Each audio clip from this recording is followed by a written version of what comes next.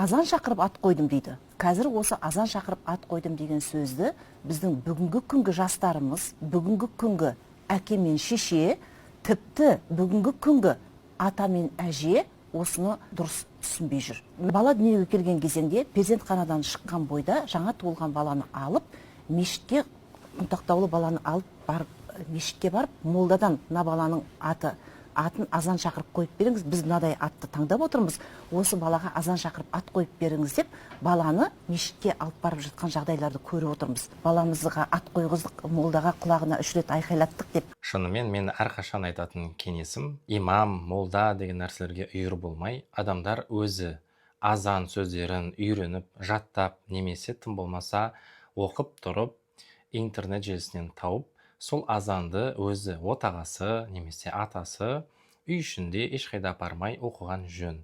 Туылған жерінде де оқытуға болады, егерде мүмкіндік болатын болса. Және айта кететін жайт, азанды айқалатып оқудың қажеті жоқ, ондай шарт та жоқ исламда. Сүннет бойынша жаңа туған балаға бәсеңдеп, жай дауыспен ақырын ғана азан сөздерін айтып, және басқа құлағына иқамат, яғни қамат сөзін айтады, және 3 рет оның жаңа есімі айтылады.